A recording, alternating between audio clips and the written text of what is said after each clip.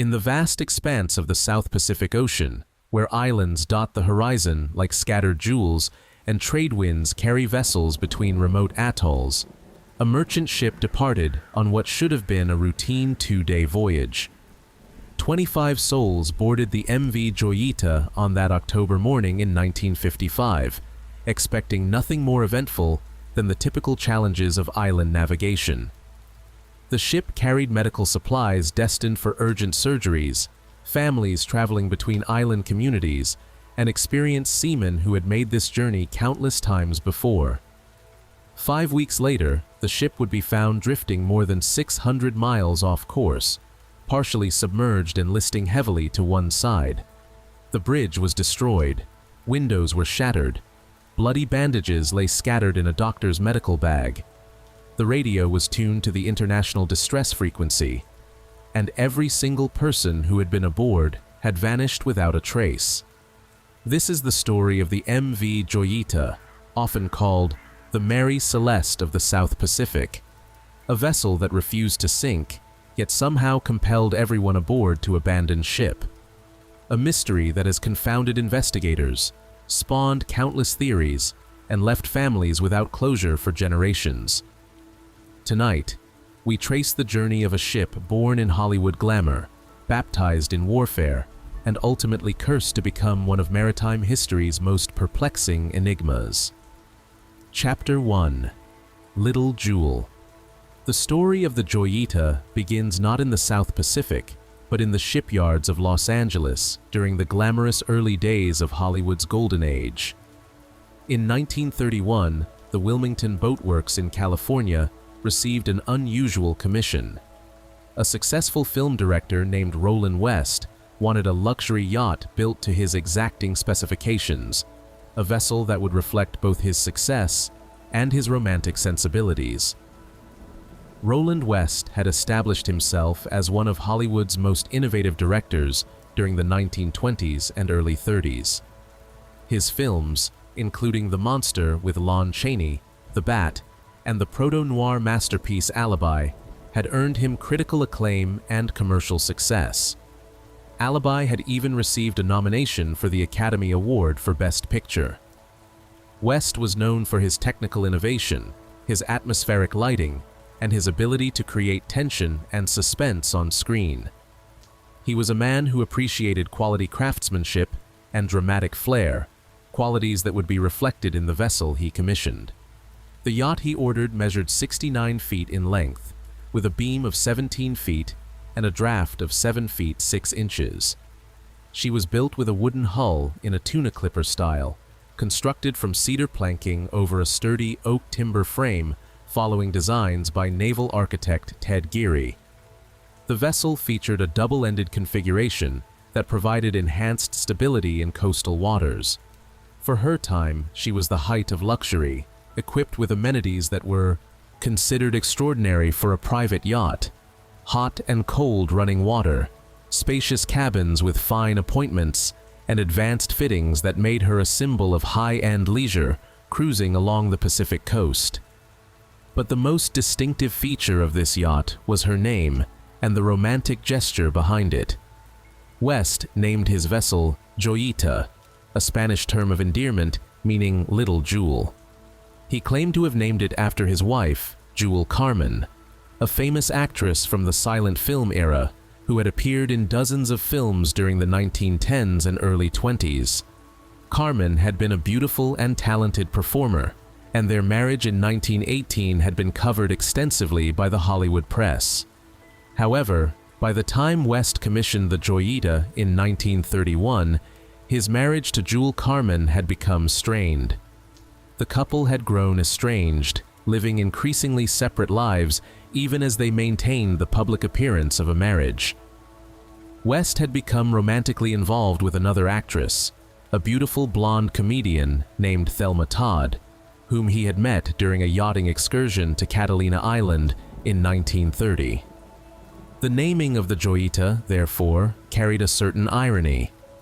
Was it a genuine tribute to his wife, an attempt at reconciliation, or simply a romantic gesture that maintained appearances while West pursued his affair with Todd? Regardless of his intentions, the name would prove prophetic in ways West could never have imagined. This little jewel would indeed become precious in the annals of maritime mystery, though not in any way her creator could have foreseen. During its early years, the Joyita made numerous journeys along the California coast, often carrying West, Carmen, Todd, and various Hollywood personalities on glamorous excursions. The yacht became a floating extension of Hollywood's social scene, cruising to Catalina Island and Mexican ports, hosting parties and gatherings for the entertainment industry's elite. These were the yacht's golden years, when she served her intended purpose as a pleasure craft for the wealthy and famous. But beneath the surface of these carefree voyages, darker currents were gathering. The relationship between West, Carmen, and Todd grew increasingly complicated and ultimately tragic.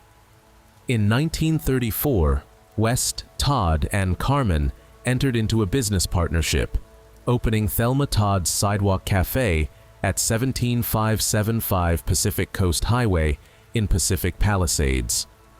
The establishment featured a restaurant on the ground floor, with 2 large apartments on the second floor separated only by a sliding door. One apartment belonged to Thelma Todd, the other to Roland West.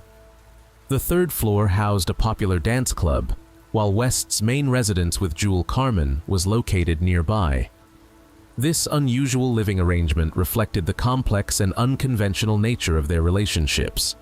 The situation would come to a shocking end on December 16, 1935, when Thelma Todd was found dead in her car in the garage at the cafe. She was only 29 years old and at the height of her career, having appeared in 119 films despite working for less than a decade. Her death was ultimately ruled accidental, attributed to carbon monoxide poisoning. The official explanation suggested that Todd had started her car to warm up on a cold night and accidentally fallen asleep, succumbing to the deadly gas. However, the circumstances surrounding Todd's death were suspicious enough to generate persistent rumors and conspiracy theories that continue to this day. Some theorists have speculated that West, whose film career had stalled and who was reportedly jealous and controlling, might have murdered Todd. One particularly elaborate theory suggested that West killed Todd aboard the Joyita itself, then moved her body to the garage to stage an accidental death. While no evidence ever supported these theories, and the death remained officially ruled as accidental, the shadow of suspicion hung over both West and the yacht. The scandal surrounding Thelma Todd's death effectively ended both West and Carmen's careers in Hollywood. West would never direct another film, his once promising career destroyed by association with the tragedy. At some point during the late 1930s, West sold the Joyita. The exact timing is unclear, though West and Carmen officially divorced in 1938, and the yacht may have been sold as part of their separation. The vessel was registered to Milton E. Beacon in 1936, and during this period, she continued to make trips south to Mexico and traveled to the Golden Gate International Exposition in San Francisco in 1939 and 1940. The Joyita's early history reads almost like a novel, a vessel born from Hollywood romance, christened with a term of endearment, and touched by scandal and tragedy. But her story was far from over. The little jewel was about to be swept up in the greatest conflict the world had ever seen, and her transformation from luxury yacht to military vessel would be just the beginning of her journey toward becoming one of the Pacific's most enduring mysteries. Chapter 2: War in the Pacific. When the Japanese attacked Pearl Harbor on December 7, 1941, the United States was thrust into a global war on 2 fronts. The Pacific Fleet lay in ruins in Hawaiian waters, and the nation faced the monumental task of rebuilding its naval strength while simultaneously defending thousands of miles of coastline and island territories. Every available vessel that could be pressed into military service was needed, from massive battleships to humble fishing boats. In October 1941, before the attack, but as war tensions mounted, the United States Navy requisitioned the Joyita for auxiliary service. The former luxury yacht was taken to Pearl Harbor, Hawaii, where she underwent significant modifications to adapt her for military purposes. The Navy redesignated her as USS Joyita with the auxiliary classification YAG-10, though she primarily operated under the designation YP-108 as a yard patrol vessel. The transformation of the Joyita from a civilian pleasure craft to a military auxiliary vessel was comprehensive. A deckhouse was added to expand operational space for Navy personnel. Defensive armaments were installed, including .50 caliber machine guns to provide protection against air and surface threats. Radar systems were added to enhance navigation and detection capabilities, crucial for patrol duties in the vast Pacific. These modifications changed the vessel's character entirely, trading her sleek civilian profile for a more functional, military appearance. As a patrol vessel and tug, the Joyita took on unglamorous but vital duties in the Pacific theater. She conducted anti-submarine patrols around the Hawaiian Islands, her crew constantly vigilant for the periscopes of Japanese submarines that might threaten American shipping lanes or attempt to infiltrate Hawaiian waters. She towed damaged ships to safety, serving as a maritime rescue vehicle for vessels crippled by enemy action or mechanical failure. She operated in key areas, including waters around Fiji and the New Hebrides, which would later be known as Vanuatu, contributing to Allied efforts by securing supply lines and responding to Japanese threats in the region. The work was dangerous and exhausting. Submarine warfare made every patrol potentially deadly, as enemy submarines could strike without warning from beneath the waves. The vastness of the Pacific meant long hours at sea, often in rough weather conditions that tested both vessel and crew. The Joyita, built for comfort and style rather than military endurance, was pushed to her limits in ways her original designer had never imagined. In 1943, the Joyita's wartime service nearly came to an abrupt end when she ran aground and sustained serious damage. The grounding was severe enough that under normal circumstances, the vessel might have been written off as a total loss and abandoned. However, the Navy was desperate for ships in the middle of World War II. Every vessel capable of floating and moving under its own power was precious. The decision was made to repair the Joyita and return her to service. These repairs, carried out under wartime conditions with limited resources and time constraints, would prove significant to the vessel's ultimate fate. When the Navy replaced damaged pipework in the Joyita's systems, they used galvanized iron pipes instead of the superior copper or brass pipes that would have been standard on a civilian yacht.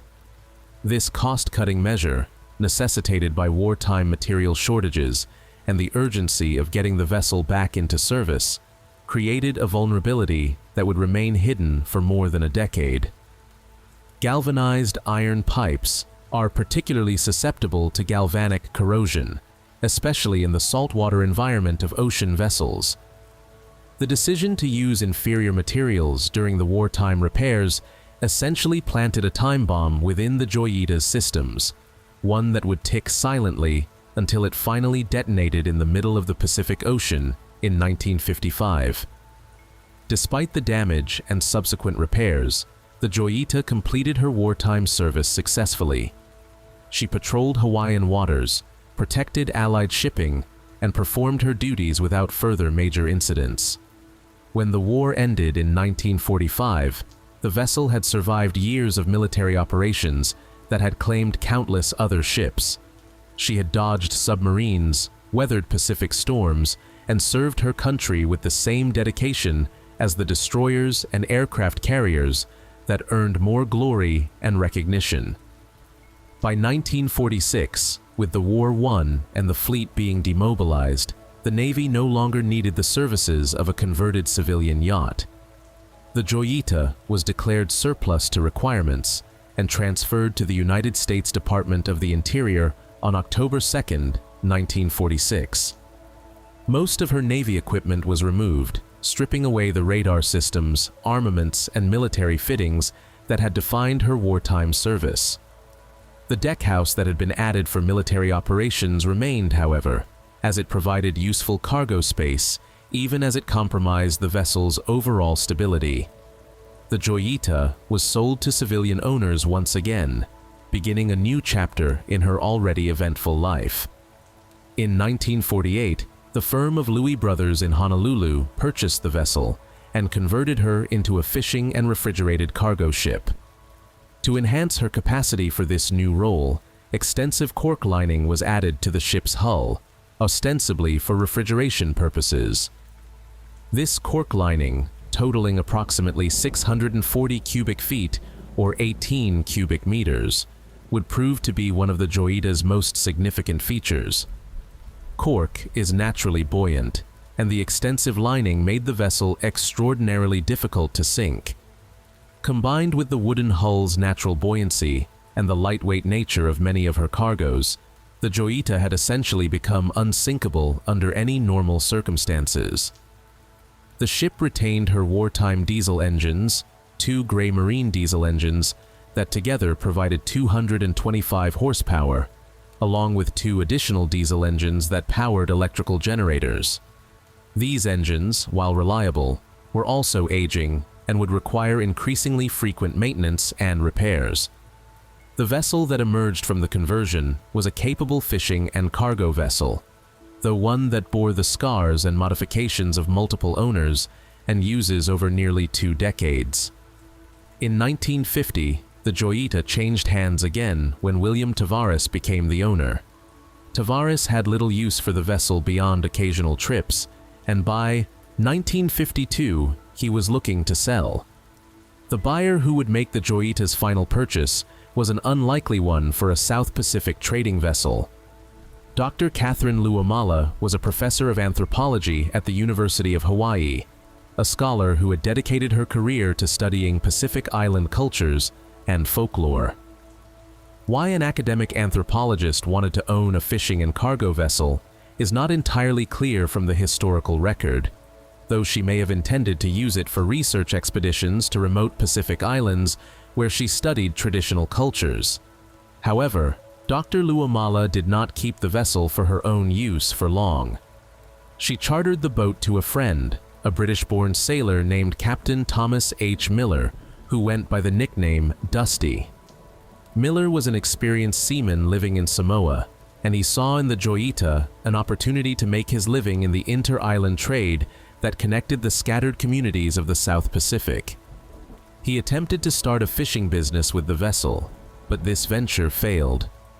More successfully, he secured contracts for transporting cargo and passengers between islands, carrying the goods and people that kept these remote communities connected to each other and to the outside world. By 1955, Captain Dusty Miller had been operating the Joyita for several years. He knew the vessel intimately, understood her quirks and capabilities, and had faith in her seaworthiness despite her age and checkered history. He knew about the cork lining that made her virtually unsinkable. He knew about her diesel engines and how to coax maximum performance from them. He knew the South Pacific routes between Samoa and the Tokelau Islands, as well as he knew his own hands. What Captain Miller did not know, could not have known, was that the galvanized iron pipes installed during the wartime repairs in 1943 were slowly corroding. Deep within the Joyita's systems, where salt water and electrolysis worked their invisible destruction, the pipes were becoming thinner and weaker with each passing year. One of these pipes, part of the raw water circuit for the port auxiliary engine's cooling system, was particularly vulnerable. It was waiting to fail, and when it did, it would set in motion a chain of events that would transform the Joyita from a working cargo vessel into one of the greatest maritime mysteries of the 20th century. The little jewel that had been born in Hollywood, served in war, and settled into the routine work of Pacific Island trade was about to embark on her final, most infamous voyage. Everything that had come before, from Roland West's romantic gesture to Thelma Todd's mysterious death, from Pearl Harbor patrols to fishing expeditions, would pale in comparison to what was about to unfold. The Joyita was about to become a ghost ship, and the 25 souls who boarded her on October 3, 1955, were about to vanish into the vastness of the Pacific Ocean without a trace. Chapter 3. October 3rd. The harbor at Apia, the capital city of Western Samoa, woke to another typical tropical morning on October 3, 1955. The sun rose over Upolu Island, casting golden light across the calm waters, where fishing boats and inter-island vessels prepared for the day's journeys. Among the vessels preparing to depart was the Joyita, scheduled for a routine run to the Tokelau Islands with cargo and passengers. But the Joyita's departure was already delayed. The vessel had been scheduled to leave on the noontide the previous day, October 2nd, but mechanical problems had prevented her departure. The port engine clutch had failed, a frustrating but not uncommon problem for a vessel with aging mechanical systems. Captain Miller and his crew had worked through the night trying to repair the clutch, but their efforts had been unsuccessful.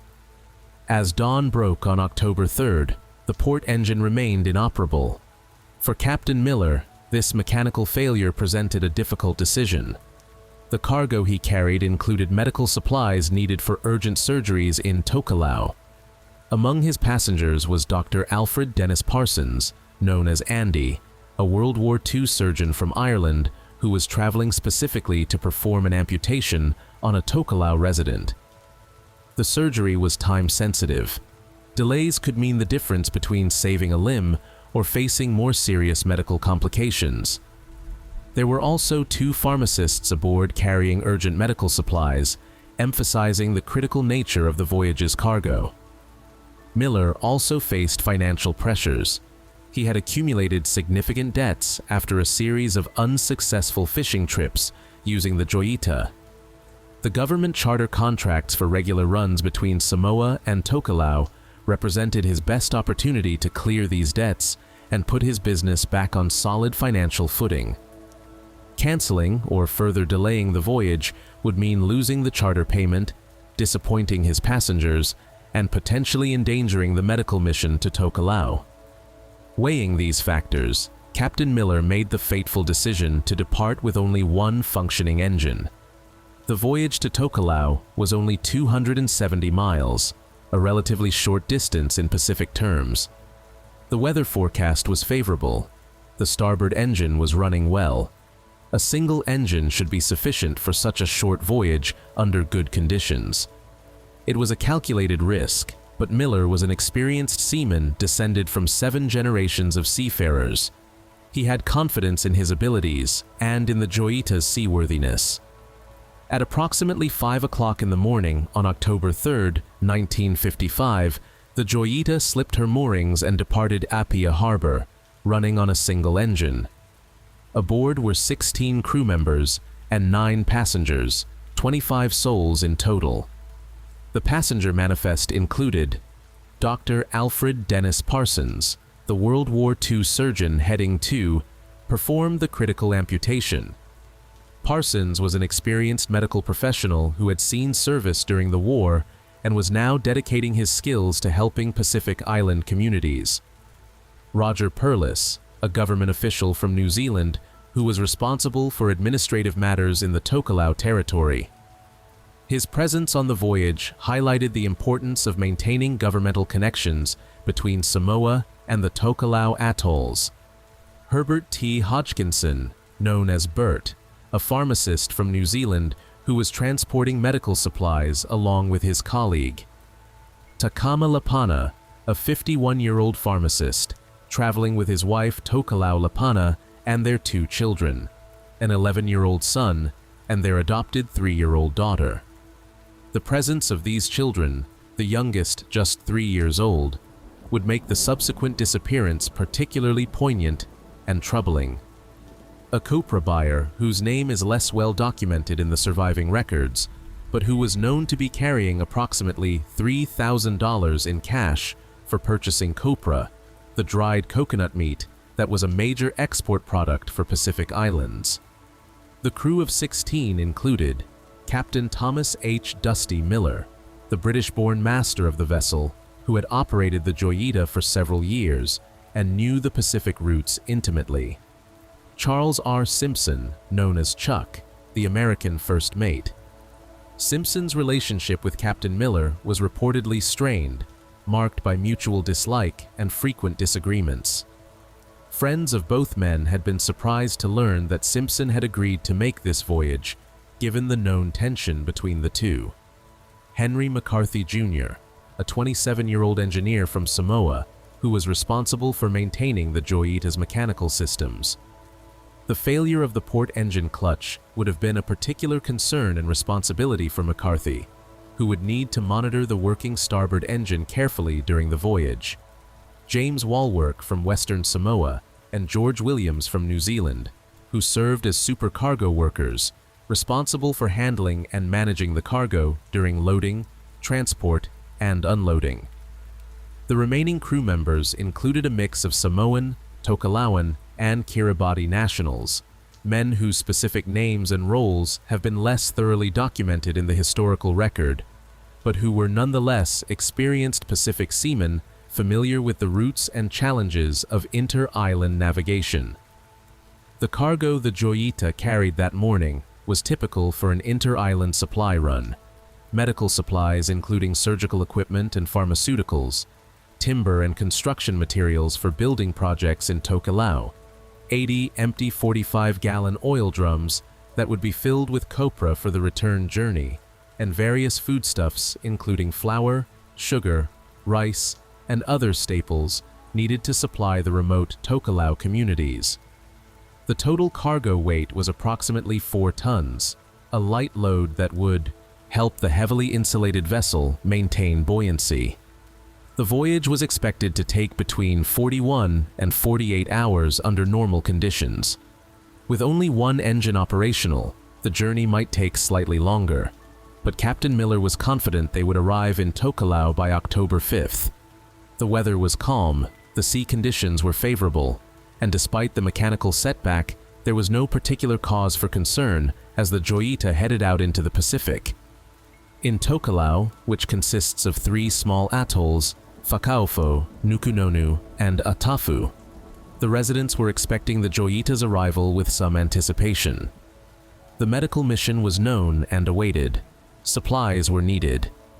The regular arrival of the inter-island vessels was one of the few reliable connections these remote communities had with the outside world.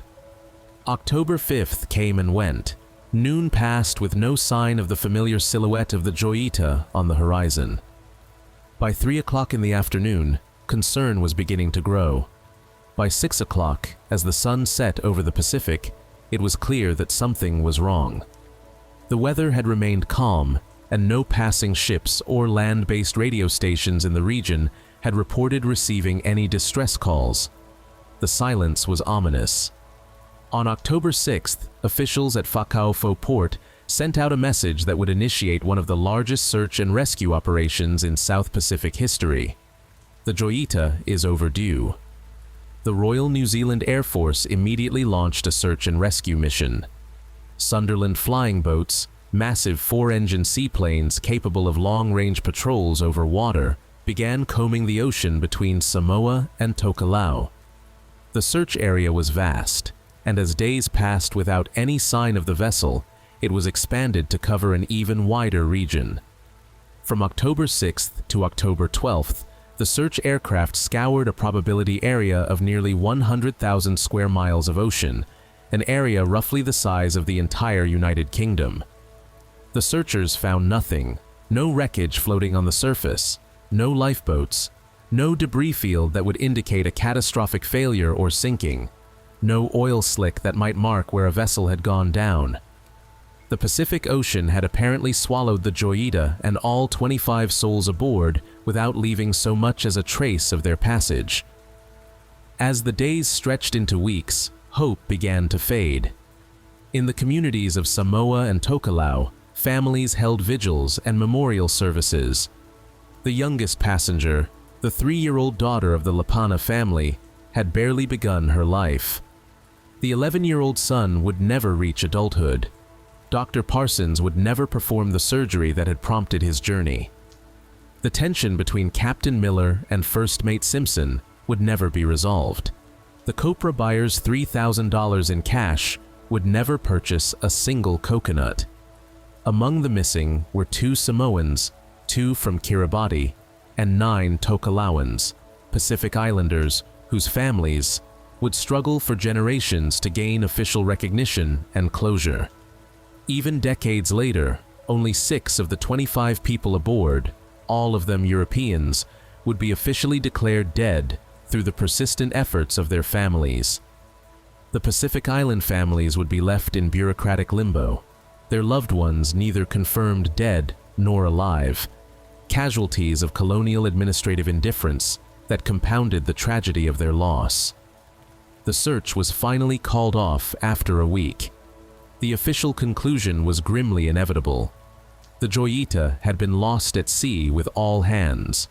Likely she had suffered some catastrophic failure and sunk rapidly, giving her crew and passengers no time to send a distress signal or deploy lifeboats. The Pacific had claimed 25 more lives, adding to the countless thousands who had disappeared into its depths over the centuries. Except the Joyita had not sunk. The little jewel, built with cork lining and wooden hull, designed to be virtually unsinkable, was still afloat. She was drifting, empty and silent, through the vast Pacific. And she had a story to tell, though it would be 5 more weeks before anyone would hear it, and the story she told would raise more questions than it answered. Chapter 4. November 10th. Captain Gerald Douglas of the merchant ship Tuvalu was en route from Suva, Fiji to Funafuti in what would later become the nation of Tuvalu on November 10, 1955. It was a routine voyage along a well-traveled Pacific shipping route, and Douglas was likely thinking of nothing more unusual than making good time and reaching his destination safely. Then, in the distance, he spotted something odd.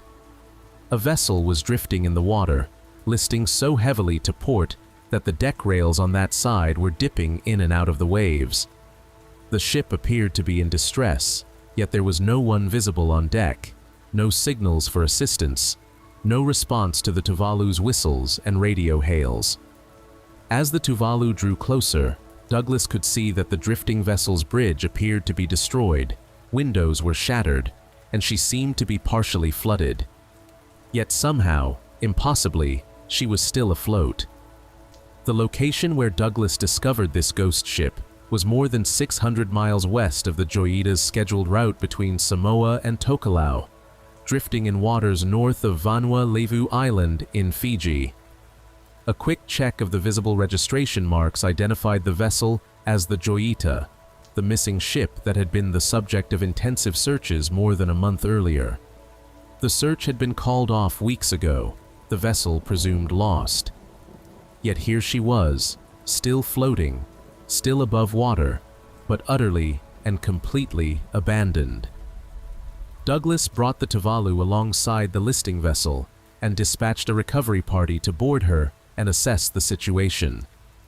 What they found as they climbed aboard the Joyita was a scene that would become one of maritime history's most disturbing mysteries, a ghost ship tableau that combined evidence of disaster with baffling absences and contradictions. The Joyita was listing approximately 45 degrees to port, so heavily tilted that walking on the deck required caution and balance. Her port deck rail was awash, the lower portions of the vessel clearly flooded with water. Yet the ship remained afloat, refusing to sink, despite the obvious damage and flooding. The cork lining in the hull was doing its job, providing enough buoyancy to keep the vessel on the surface, even with water filling the lower decks. The bridge, or what was left of it, had been utterly destroyed. The flying bridge was smashed to pieces, windows throughout the superstructure were broken, and broken glass littered the deck. A hasty makeshift canvas awning had been rigged over the deckhouse behind the bridge, the kind of sun shelter someone might construct if they found themselves drifting powerless under the tropical sun for days on end. The evidence suggested the vessel had been battered by weather or waves, yet the official weather reports for the days following the Joyita's departure had indicated calm conditions.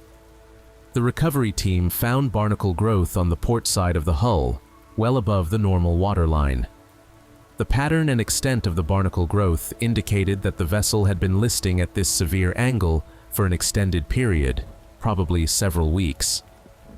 This biological evidence supported the timeline. The Joyita had been drifting, damaged and abandoned, for roughly the 5 weeks between her disappearance on October 3rd and her discovery on November 10th. Examining the engines, the team found the port engine's clutch still partially disassembled, confirming that the vessel had been running on only the starboard engine when whatever happened occurred. The starboard engine was covered with mattresses, a strange detail that would later be interpreted as either an attempt to protect electrical equipment from water spray, or possibly an effort to muffle the sound of the running engine for some unknown reason. The engine had sufficient fuel to have continued running, and it appeared to have stopped not from running out of fuel, but from some other cause, possibly the failure of the cooling system. The electrical generator had failed, stopping the ship's clocks at exactly 10:25.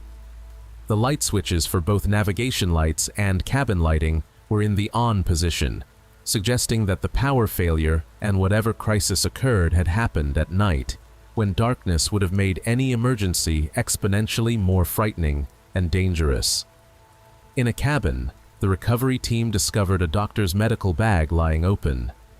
Inside were blood-stained bandages and medical instruments, evidence that someone aboard had been injured and had received or attempted to receive medical treatment.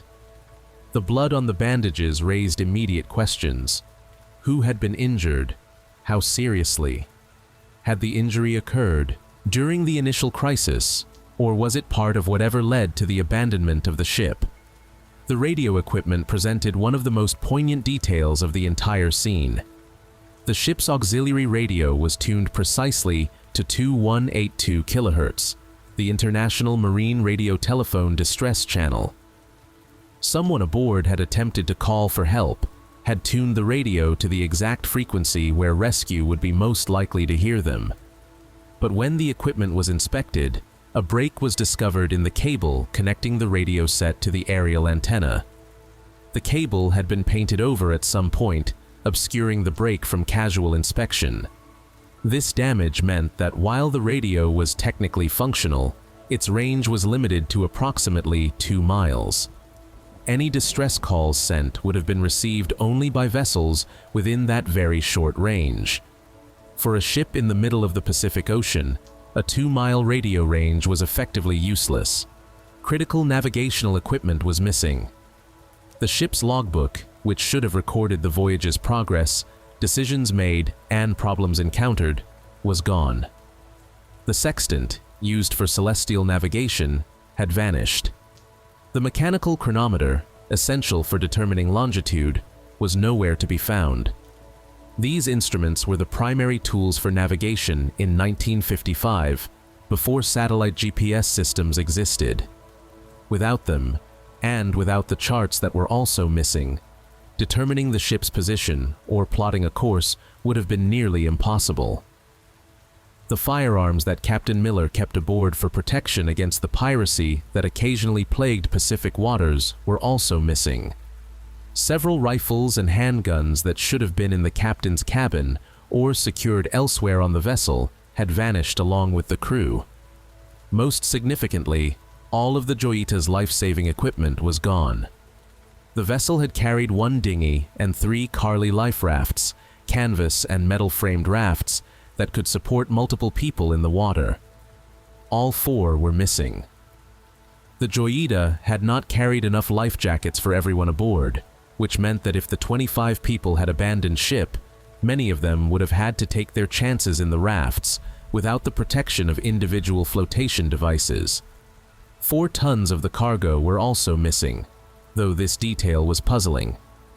The 80 empty oil drums remained aboard, as did much of the food supplies. But other cargo, including some of the construction materials and trade goods, had apparently been removed or lost. The pattern of what was missing and what remained seemed almost random, defying easy explanation. What the recovery team did not find was in some ways more significant than what they did find. There were no bodies, either on the ship or floating in the surrounding waters. There was no blood, except on the bandages in the medical bag, no signs of a struggle or violence, no bullet holes that might indicate a conflict. The deck and cabins showed damage consistent with heavy weather or waves, but not with any kind of attack or fight. There was no clear evidence of what had caused the flooding, though investigators would later determine the source. Deep in the engine room, one of the galvanized iron pipes installed during the wartime repairs, part of the raw water circuit for the port auxiliary engine's cooling system, had failed due to galvanic corrosion. This corroded pipe had allowed water to enter the bilges, beginning the flooding that had gradually filled the lower decks. The bilge pumps, which should have been able to handle this kind of leak, were found to be clogged with debris. The pumps were not fitted with strainers, a design oversight that meant any debris in the bilge water would clog the pumps, rendering them ineffective. An auxiliary pump had been rigged in the engine room, mounted on a plank of wood slung between the main engines, suggesting that someone had recognized the pumping problem and attempted to jerry-rig a solution. However, this auxiliary pump had never been connected and made operational. The Joyita lacked watertight bulkheads or subdivisions in the bilges, meaning water entering from the corroded pipe would gradually flood throughout the lower decks rather than being contained to one compartment. As the boat began to sink lower in the water, the one remaining operational engine would have struggled to maintain enough power to steer. Eventually, when the Joyita fell beam on to a heavy swell, she had taken on the severe list she was found with. But thanks to the cork lining and the cargo of empty oil drums, she had not sunk. She could not sink.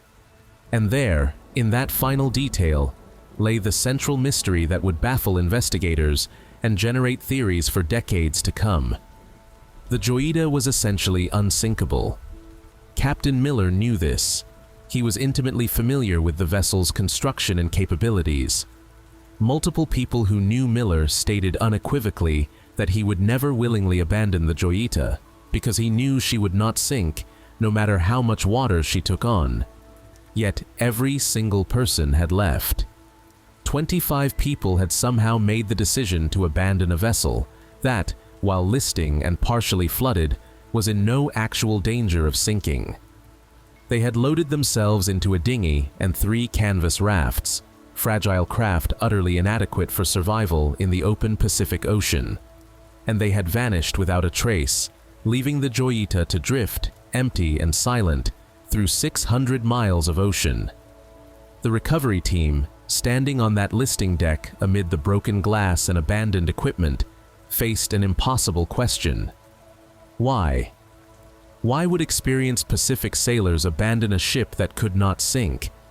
What could have happened to convince them that their odds of survival were better in flimsy rafts on the open ocean than remaining aboard a vessel that would inevitably be found by search aircraft or passing ships?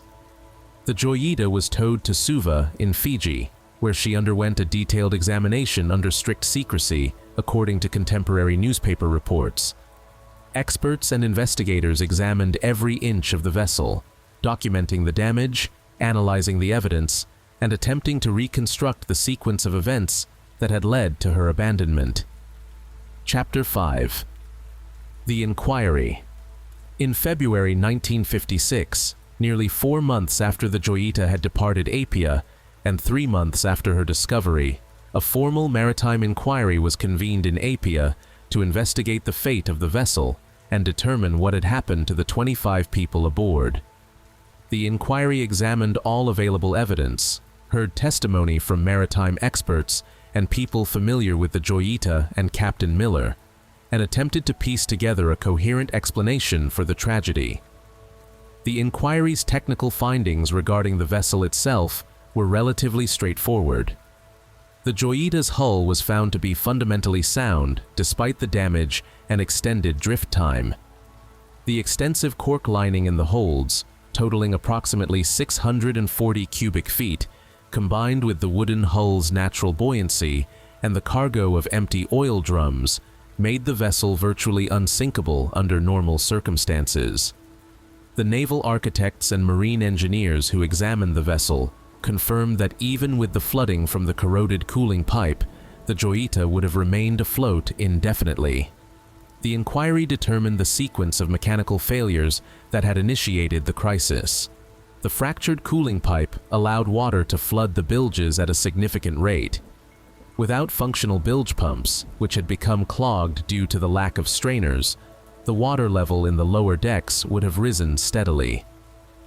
As the Joyita settled lower in the water, the single working engine would have labored increasingly to maintain power for steering. When a large swell caught the vessel beam on, she had rolled to the severe list observed when she was found. However, the inquiry was far less successful in explaining what had happened to the crew and passengers. The official conclusion was maddeningly vague. The fate of the passengers and crew was inexplicable on the evidence submitted at the inquiry. The investigators simply could not determine from the available evidence why 25 people had abandoned a vessel that was, despite appearances, not in danger of sinking. The inquiry did place considerable blame on Captain Miller for his decisions and the vessel's condition. The investigators found Miller reckless for setting out on an ocean-going voyage with only one functioning engine, especially when the vessel had other known mechanical issues. They found him negligent for failing to provide a working radio, though the break in the cable may not have been apparent to Miller before departure. They also cited him for not having properly equipped lifeboats sufficient for all passengers and crew. Additionally, the inquiry noted that Captain Miller had allowed the Joyita's license to carry fare-paying passengers to lapse, meaning he was operating in breach of maritime law by transporting the 9 passengers aboard. The vessel was found to be in generally poor condition, with inadequate maintenance evident throughout her systems. The litany of shortcomings painted a picture of a captain cutting corners due to financial pressures, taking risks that an experienced seaman should have known were unacceptable. Yet this critique of Miller's decisions did not answer the central question. Even if the Joyita had been poorly maintained and operating with mechanical deficiencies, even if Miller had been reckless in departing with one engine, none of this explained why he and everyone else aboard had abandoned a ship that could not sink. A seaman as experienced as Miller, descended from 7 generations of seafarers, would have known the fundamental rule of the sea. You never abandon ship until the ship abandons you. You stay with a floating vessel rather than trust your life to the much more fragile lifeboats, especially in the open ocean. In the months and years following the inquiry, various theories emerged attempting to explain what had happened aboard the Joyita. Some of these theories were based on careful analysis of the evidence. Others drew on speculation, rumor, and the kind of sensational thinking that often surrounds maritime mysteries.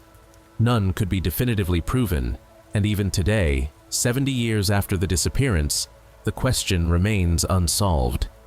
Chapter 6: Theories and Speculation. The most straightforward theory, and the one that many maritime experts found most plausible based on the physical evidence, suggested that the abandonment was the result of panic in the face of mechanical failures and flooding. According to this interpretation, when the corroded cooling pipe failed and water began entering the bilges, the crew would have initially attempted to pump out the water using the bilge pumps. When they discovered that the pumps were clogged and non-functional, concern would have turned to alarm. As the water level rose in the engine room and lower decks, the vessel would have settled deeper into the water and developed the severe list to port. To those aboard, unfamiliar with the extensive cork lining and the ship's exceptional buoyancy, these symptoms would have appeared to indicate that the Joyita was sinking. The one working engine was struggling, the ship was listing severely, and water was visibly flooding into the lower spaces. All of these are classic signs of a vessel going down. This theory suggests that in the darkness of night, as indicated by the stopped clocks and the light switches found in the on position, the situation would have appeared even more dire.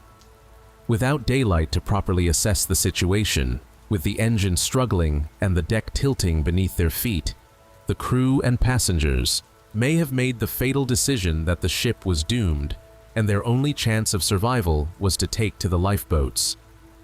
However, this panic theory faces a significant problem: Captain Miller. Multiple people who knew Miller, including experienced sea captains and longtime acquaintances, stated firmly that Miller would never have agreed to abandon the Joyita. He knew the vessel's construction intimately. He knew about the cork lining. He knew the ship was designed to be virtually unsinkable. Captain S.B. Brown, a friend and fellow captain, stated bluntly that Miller would never have left the Joyita alive, given his knowledge of her construction. This observation led to a darker variant of the panic theory, the injured captain hypothesis. The blood-stained bandages in the doctor's medical bag indicated that someone had been injured, possibly seriously. If that someone was Captain Miller himself, he might have been incapacitated, unable to explain to the crew and passengers that despite appearances, the ship was not going to sink. Without Miller's authoritative voice assuring them that staying aboard was safe, the less experienced crew members and the civilian passengers may have panicked when the ship began to list and apparently sink. Some variants of this theory suggested that the injury to Miller might have been caused by the failure of the ship's systems. A sudden burst of steam from the fractured cooling pipe, flying debris from mechanical failures, a fall caused by the violent listing of the vessel. Any of these could have rendered the captain unconscious or too injured to take command. Others speculated more darkly that Miller might have been deliberately injured or even killed, which led to theories involving violence or mutiny aboard the Joyita. The mutiny theory focused on the known tension between Captain Miller and First Mate Chuck Simpson. The relationship between the two men was reportedly strained by mutual dislike and frequent disagreements. Simpson had told friends he was done working for Miller, and they were surprised when he agreed to make the Tokelau voyage. Captain Brown, speculating about what might have happened, suggested that perhaps Miller and Simpson had come to blows during the crisis. In a struggle between two strong men on a tilting, flooding deck in the darkness, both might have fallen overboard or been so severely injured that they could no longer function. This would leave the Joyita without either the captain or the first mate, the two most experienced seamen aboard. The remaining crew, particularly if the confrontation occurred in darkness and confusion while water was flooding the lower decks, might have panicked and made the decision to abandon ship. The missing firearms could support this theory, suggesting that weapons had been drawn during a confrontation, though no blood was found except on the medical bandages. A variation of the mutiny theory suggested that the crew or passengers might have forcibly placed Miller in one of the lifeboats against his will.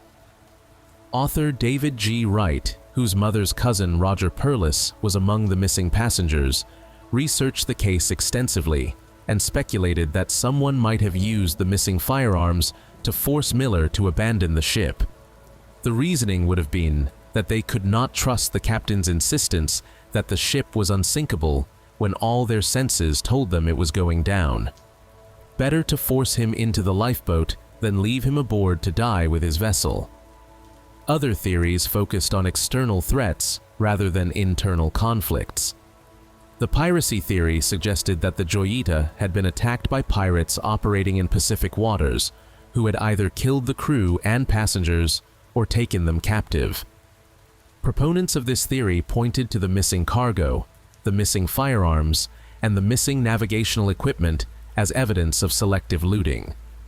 Pirates would have taken anything of value, including the $3,000 in cash the copra buyer was carrying, firearms for their own use, and navigational instruments for future piracy operations. However, the piracy theory faced significant problems. There was no blood evidence beyond the medical bandages. no bullet holes, no signs of the violent struggle that would typically accompany a pirate attack. The personal belongings of the crew and passengers, including Dr. Parsons's medical bag and equipment, were left behind. Pirates interested in looting would certainly have taken medical supplies, which had significant value in the remote Pacific Islands. The location of the Joyita's route between Samoa and Tokelau was not a typical piracy region, and there were no reports of pirate activity in the area during that period. A variant of the piracy theory that gained some traction in the immediate aftermath of the Joyita's discovery involved Japanese involvement. The Fiji Times and Herald quoted an alleged impeccable source claiming that the Joyita had passed through a fleet of Japanese fishing boats during its trip and had observed something the Japanese did not want them to see. The Daily Telegraph in London went further, hypothesizing that rogue Japanese forces still active from World War II, operating from some isolated island base and unaware that the war had ended, might have been responsible for the disappearances. The Japanese theory gained brief credibility when men clearing the Joyita found knives stamped "Made in Japan."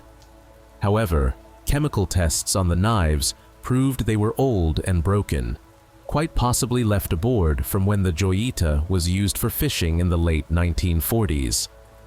The Japanese government and the Fiji government both denied any involvement, and by November 1955, the Fiji government officially denied newspaper reports that Japanese seamen had murdered or taken prisoner the passengers and crew. The theory largely collapsed when it was noted that more than a decade had passed since Japan's surrender in 1945, making the continued existence of holdout Japanese forces operating in the South Pacific extremely implausible. Some theorists suggested that the Joyita had been caught in some kind of severe weather event not recorded in the official weather reports. A freak storm, a localized waterspout, a rogue wave, or even a seaquake might have struck the vessel without warning. Such an event could explain the destroyed bridge and broken windows. Possibly it had also caused injuries, explaining the bloody bandages. If the crew and passengers believed such an extreme weather event meant the ship was doomed, they might have abandoned her in panic. However, this theory also had problems. Weather reports for the days following October 3rd showed generally calm conditions in the region. Multiple vessels had traveled through the same waters without reporting any unusual weather. While localized severe weather events do occur in the Pacific, such an event severe enough to destroy the Joyita's bridge would likely have been noticed and reported by other ships or weather stations. Additionally, this theory still did not explain why experienced seamen would abandon a ship they knew to be unsinkable. Author Robin Maum, who later purchased what remained of the Joyita and spent years investigating the mystery before publishing The Joyita Mystery in 1962, developed an elaborate theory based on the assumption that events were triggered by the flooding from the broken cooling pipe. Maum proposed that Captain Miller, knowing the Joyita was unsinkable and desperate to reach his destination to collect the charter payment that would clear his debts, attempted to continue the voyage despite the flooding and mechanical problems. According to Maum's theory, the mattresses found covering the starboard engine were used either to stem the leak or to protect the electrical switchboard from water spray kicked up by the engine's flywheel as the water level rose in the engine room. The vessel encountered increasingly heavy swells and squally weather as Miller stubbornly continued toward Tokelau. At some point, Miller himself was injured, possibly by scalding from burst steam pipes or by impact during heavy weather. Unable to explain the situation clearly due to his injuries, and with the ship listing severely and taking on water, the crew and passengers panicked and abandoned ship, possibly using the firearms to force an incapacitated or protesting Miller into one of the lifeboats. Wright's research suggested another crucial detail that had been overlooked: the broken cable on the radio antenna. Wright proposed that someone aboard successfully transmitted a distress message, or believed they had done so, not realizing that the break in the cable meant the transmission never went beyond a 2-mile radius. Believing that rescue was on the way because they had sent a distress call, and seeing the ship continue to list and flood, the crew and passengers made the rational decision to abandon ship to the lifeboats, where rescue vessels could more easily recover them. This theory elegantly explained why people would abandon an unsinkable ship.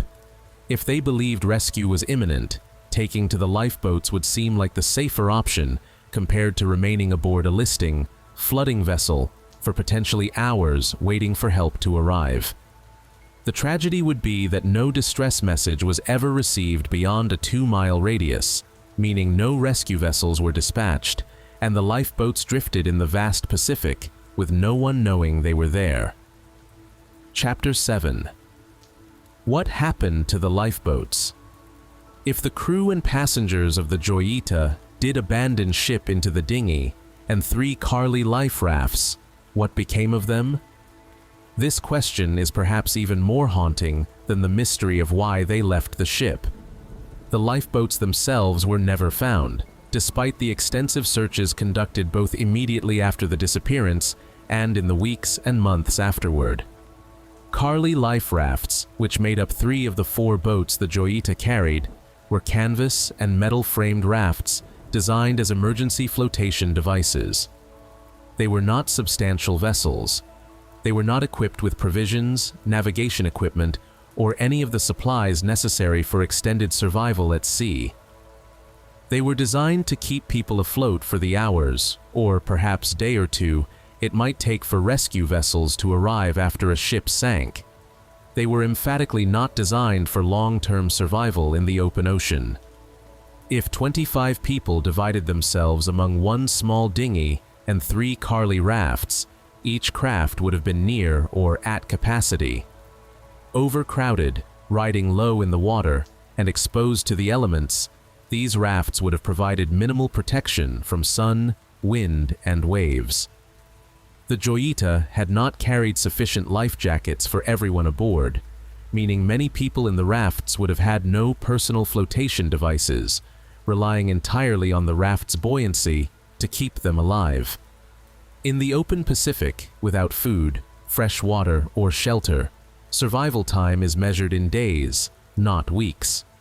Dehydration becomes a critical problem within 3 days without fresh water.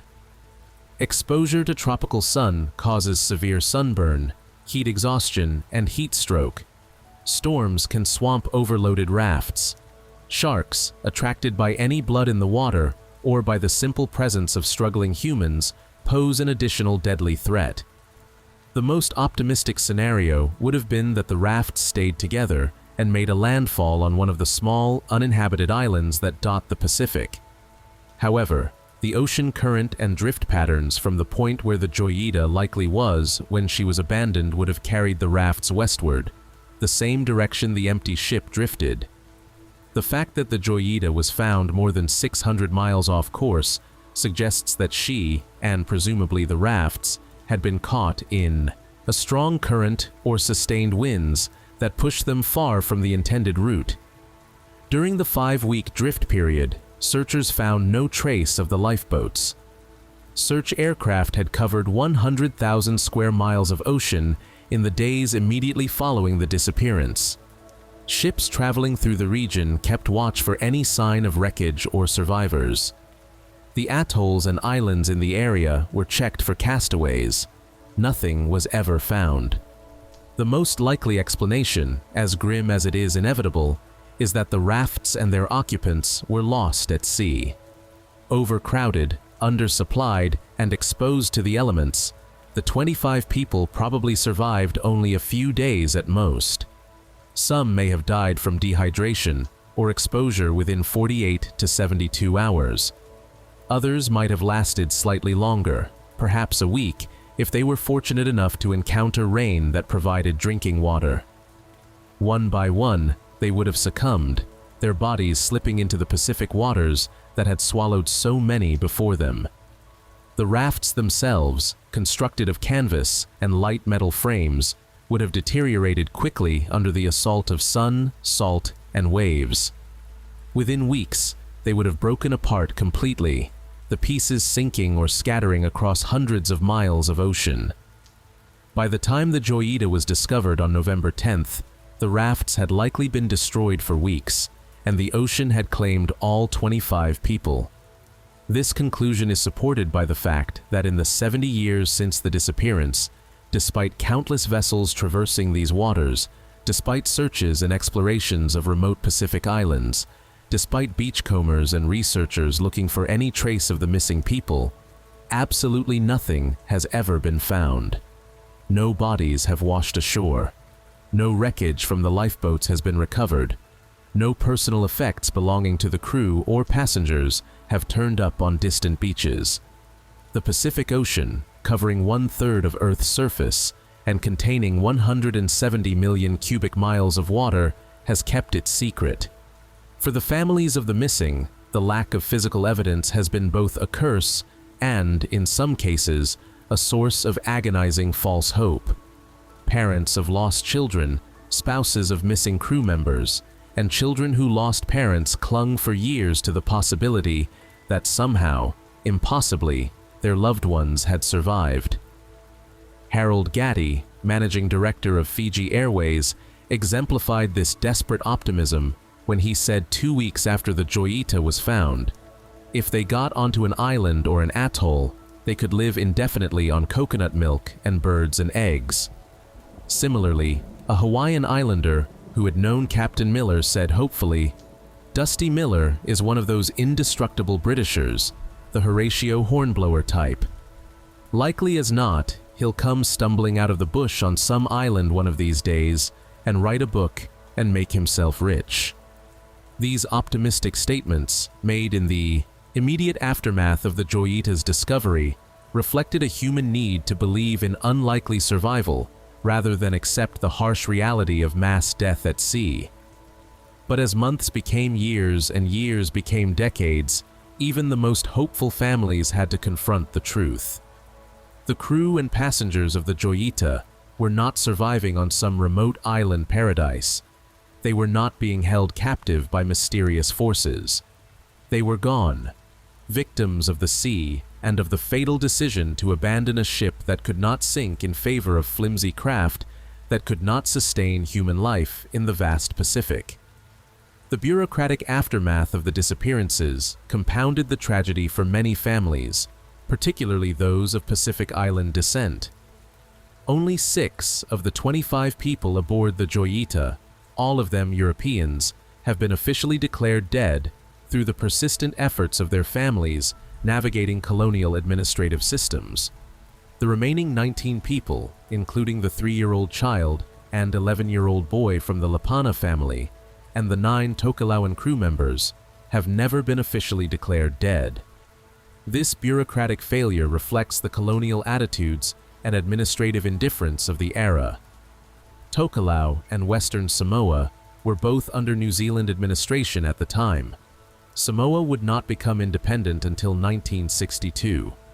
Yet, the New Zealand government never took definitive action to officially declare the Pacific Islander victims dead, leaving families in legal limbo for generations. Luther Alafia Toloa, a Tokelauan community leader descended from one of the victims, has called on the New Zealand government to provide closure for Pacific families, noting that 25 people disappear. And yet, we haven't had the determination to actually do something about it and formalize what happened to our people. For these families, the mystery of the Joyita is not an intriguing historical puzzle to ponder. It is an open wound that has never healed, a loss that has never been officially acknowledged, a grief that bureaucracy has refused to validate.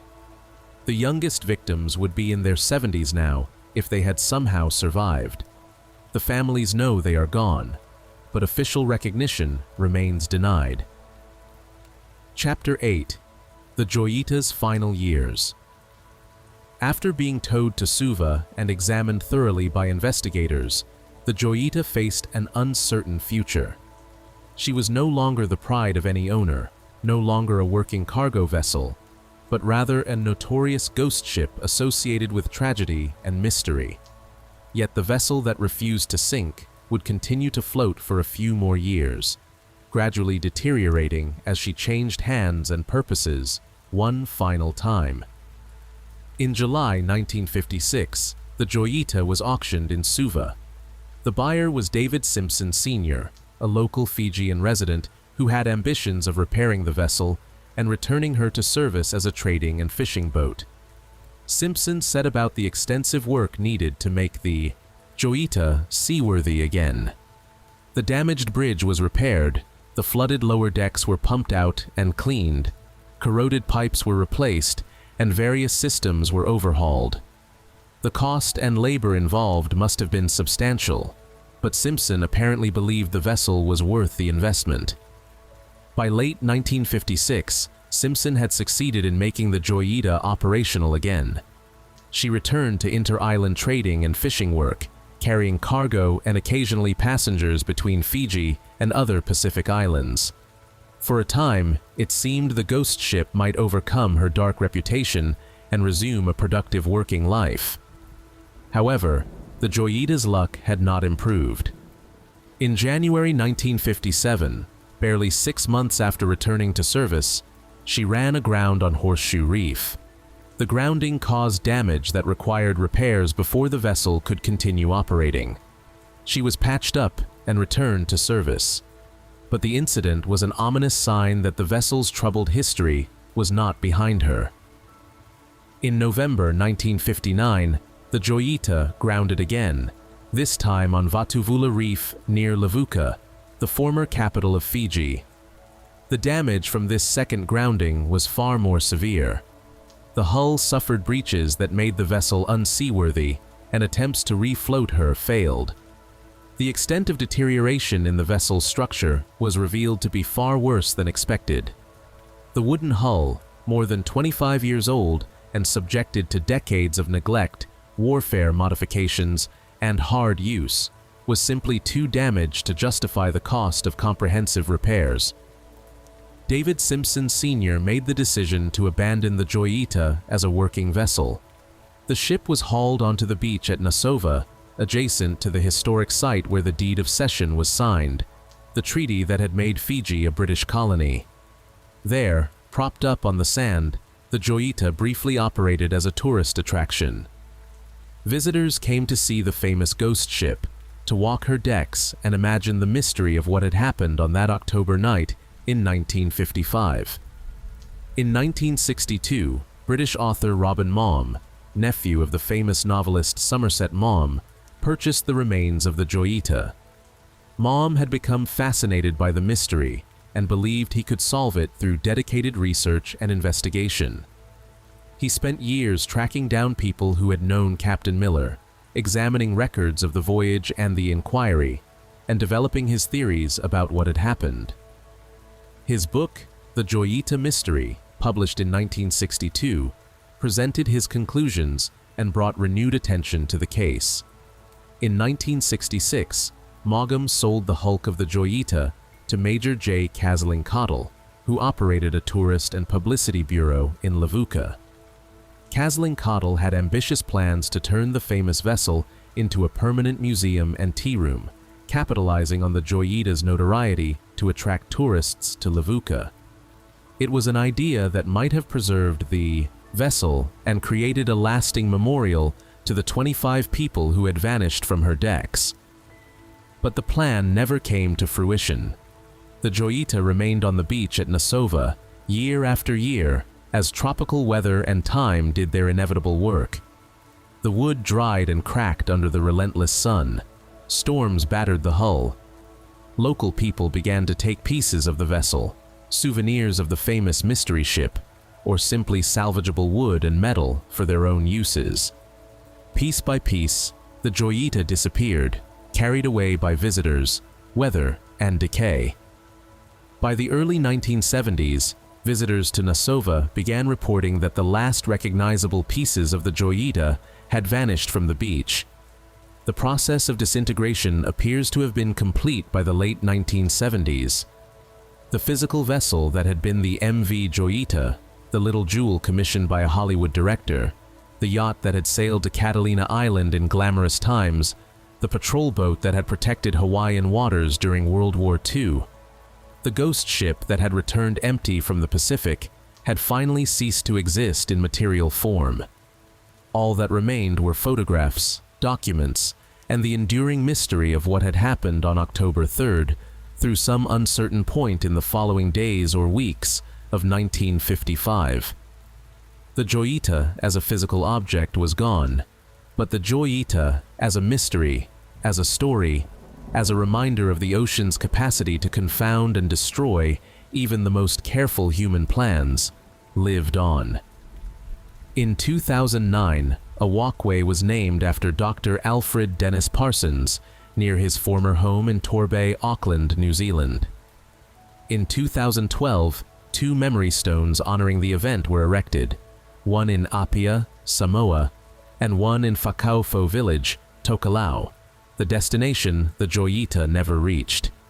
These modest memorials represent some of the few physical acknowledgments that the tragedy ever occurred, markers for 25 people who have no graves because the ocean claimed their bodies.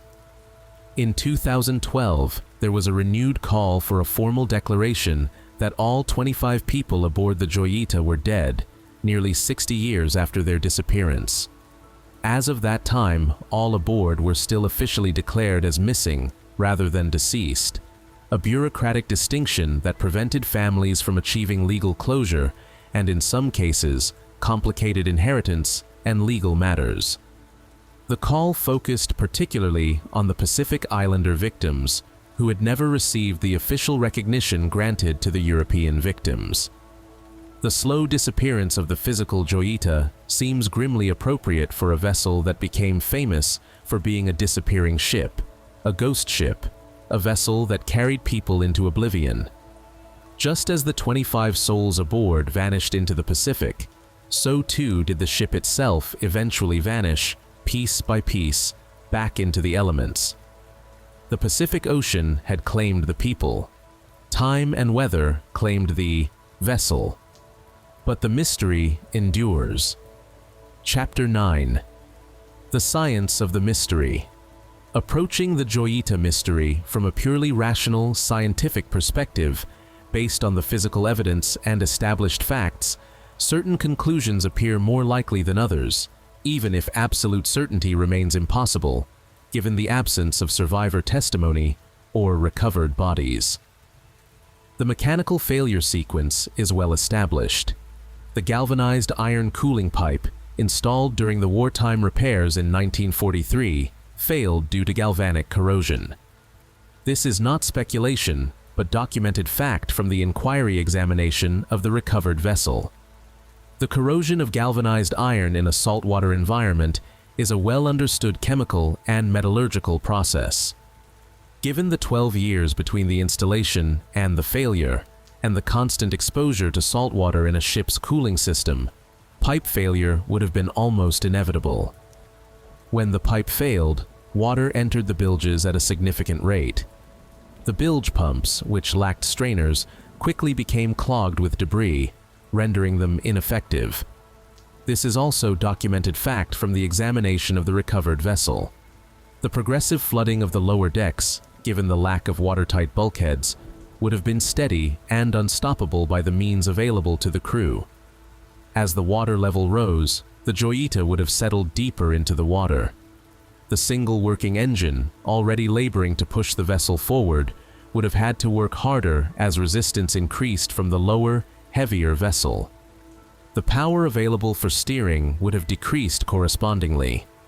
When a heavy swell caught the vessel beam on, she rolled to port and remained in that listed position, held there by the weight of water in the lower portside spaces. All of these events follow logically from the initial pipe failure and can be explained by straightforward mechanical and physical processes. The real question is not how the Joyita came to be flooded and listing, but why the crew and passengers responded to this situation by abandoning ship. The most scientifically plausible explanation incorporates several factors working together. First, the events occurred at night, as evidenced by the stopped clocks at 10:25 and the light switches in the on position. darkness would have made accurate assessment of the situation far more difficult. The crew could hear water flooding into the lower decks, could feel the vessel settling and listing, could see that the pumps were not working, but could not easily see the overall condition of the vessel or properly assess whether she was in imminent danger of sinking. Second, not everyone aboard had equal knowledge of the Joyita's exceptional buoyancy. Captain Miller knew about the cork lining and the ship's unsinkable nature, but did all of the crew know? Did the passengers know? In the darkness, with water visibly flooding the engine room, with the ship listing severely and with the engine struggling, the appearance would have been that the vessel was sinking. For those without intimate knowledge of the ship's construction, trusting their senses over abstract assurances about cork lining would have been natural. Third, someone was injured, as evidenced by the blood-stained bandages. If that person was Captain Miller himself, the one man who could authoritatively assure everyone that the ship would not sink, his injury could have removed the voice of calm reason from the crisis. An incapacitated captain cannot explain technical details about hull design and buoyancy to a frightened crew and panicking passengers. Fourth, the broken radio cable. If someone successfully tuned the radio to the distress frequency and believed they had transmitted a mayday call, they would have expected rescue to be on the way. In that context, abandoning ship to lifeboats makes rational sense. Rescue vessels would more easily spot people in lifeboats than people on a partially submerged listing ship that might have appeared from a distance to be wreckage. If rescue was expected within hours, the lifeboats represented the logical place to wait for that rescue. The decision to abandon ship could therefore be explained as a cascading series of misunderstandings and misjudgments, each individually rational, given limited information and the stress of the situation, but collectively fatal. The crew and passengers believed the ship was sinking based on sensory evidence. They believed they had called for rescue based on successfully tuning the radio to the distress frequency. They believed that waiting in lifeboats would make them more visible and easier to rescue. They believed that staying aboard a sinking ship was more dangerous than taking to the boats. Every one of these beliefs was wrong, but none was irrational given the information available in the darkness on a listing, flooding ship. The tragedy was not that they made an insane decision, but that they made what appeared to be a reasonable decision based on incomplete information and unfortunate circumstances. Once in the lifeboats, their fate was sealed by the physics and biology of survival at sea. Dehydration, exposure, exhaustion, and possibly injuries from the abandonment process itself would have killed them within days. The rafts would have deteriorated and sunk within weeks. The ocean, indifferent to human suffering, would have claimed all 25 bodies, along with any hope of definitive answers to what exactly happened in those crucial hours when the decision to abandon ship was made. This scientific reconstruction cannot be proven without survivor testimony, but it has the advantage of requiring no exotic explanations, no malicious actors, no improbable coincidences. It relies only on documented mechanical failures, well-understood human psychology under stress, and the unforgiving nature of the ocean environment. It explains why experienced seamen would make a decision that seems incomprehensible in hindsight, and it explains why no trace of the lifeboats or their occupants was ever found. The Joyita mystery, viewed through this lens, is not so much a mystery as a tragedy of misunderstanding, a series of unfortunate circumstances that combine to convince 25 people to abandon safety for certain death. The ship that could not sink watched as her crew and passengers chose fragile rafts over her sturdy hull, and then drifted 600 miles as mute testimony to a fatal decision made in darkness and desperation. Epilogue: Ghost ships and the human mind. The Joyita holds a special place in the catalog of maritime mysteries because she returned. Unlike the Mary Celeste, the Flying Dutchman, or countless other ghost ships that became legend precisely because they vanished completely, the Joyita came back. She drifted for 5 weeks and 600 miles, then was found and boarded and examined in minute detail. Investigators had access to the physical evidence in a way that rarely happens with maritime mysteries. Yet despite this unusual advantage, despite the thorough inquiry and decades of subsequent investigation, despite books and documentaries and theories from experienced maritime professionals, the Joyita mystery remains fundamentally unsolved. We can reconstruct what happened to the ship with reasonable confidence. We cannot reconstruct what happened in the minds of the people aboard, and that is ultimately where the mystery lies. Why did they leave? What combination of fear, misinformation, injury, panic, and circumstances convinced them that their odds of survival were better in canvas rafts than aboard a vessel designed to be unsinkable? Without the testimony of even a single survivor, we can only speculate, and speculation is not knowledge. The human mind, confronted with such an unanswerable question, tends to generate exotic theories. Japanese involvement, piracy, mutiny, Soviet submarines, supernatural forces, all of these have been proposed at various times. These dramatic explanations are psychologically satisfying because they provide a narrative structure to random tragedy. It is more comforting to believe in a villain, in an enemy, in a clear causal agent, than to accept that 25 people died because of a cascading series of mistakes and misunderstandings that might have been avoided if a pipe had not corroded, if the radio cable had not been broken, if the pumps had been fitted with strainers, if the abandonment had occurred in daylight rather than darkness. The Joyita's story reminds us that the ocean is fundamentally alien to human life. We are land creatures venturing onto a hostile medium where our natural senses and instincts can mislead us. The crew and passengers of the Joyita made decisions that made sense to land-dwelling mammals faced with water rising in an enclosed space. The ship is flooding, therefore the ship will sink. Therefore, we must abandon ship. This logic is sound for land-based situations, for a sinking car or a flooding building. It was precisely wrong for a cork-lined wooden vessel carrying empty oil drums, a ship that could not sink no matter how much water filled her holds. In the end, the Joyita mystery is not about exotic villains or supernatural forces. It is about the limits of human knowledge, the fallibility of human judgment under stress, and the unforgiving nature of the sea. It is about how a series of individually small failures, a corroded pipe, clogged pumps, a broken cable, an injury at the wrong time, can cascade into catastrophe. It is about how 25 people can vanish as completely as if they had never existed, leaving behind only an empty ship and endless questions. The little jewel, commissioned by a Hollywood director in 1931, disappeared piece by piece from a Fijian beach in the 1970s. The 25 people who boarded her on October 3, 1955, disappeared into the Pacific Ocean, leaving no graves, no physical remains, no final testimony. Families were left without closure. Communities were left without answers. The sea kept its secrets.